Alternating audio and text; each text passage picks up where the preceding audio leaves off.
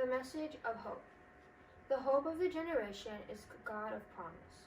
Psalm 119, verse 50 and 74. This is my comfort and my affliction, that your promise gives me life. Those who fear you shall see me and rejoice, because I have hoped in your word.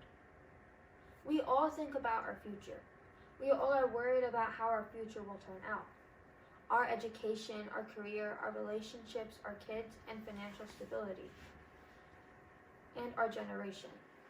We are always worried about and often question if we have enough to get by. As believers, we must look towards God and his promises. When he says he's going to do something, he does it.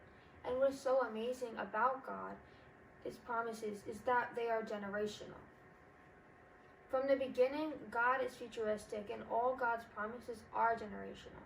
The promise made to Eve, the promise made to Noah, the promise made to Abraham, and the promise made to Moses, the promise made to David, and the promise made in Jesus. When we know our future is secure and taken care of, then there is this peace that comes into our hearts. When peace rules our hearts, there is an atmosphere change over our lives. Confidence spills out of us, and people like to be around people who are confident.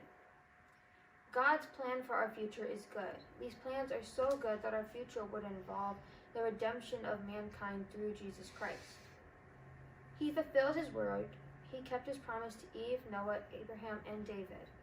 And he keeps his promise to us. Today, I want to remind you about the promises that God has spoken over your life. Whilst the wait can sometimes be arduous, God will keep his word. Psalm 119, verse 50 tells us, "Your promise revives me, comforts me in the time of trouble. Let your soul be revived, and may you see all the promises fulfilled in God's word as a testament to you that if God did it before, he will do it again." Join us as we sing, "Go Tell It on the Mountain."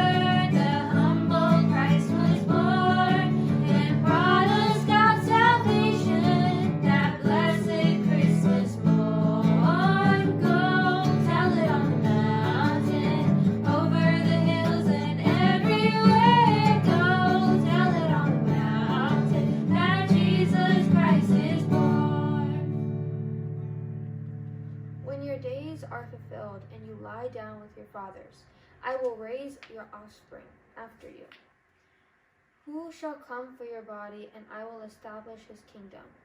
He shall build a house for my name, and I will establish the throne of his kingdom forever. Join us as we close in prayer. Thank you, dear God, for this wonderful opportunity to remind ourselves of your coming and to use these days prior to Christmas to be able to remind ourselves why you came here and what you achieved through your coming in here. God, I ask that you be with every one of us, and that you use us, and that you guide us, and that you work within us, so that we don't get distracted by all the other festivities going around, but that we remember the true purpose of what we're doing during this season. In Jesus' name I pray.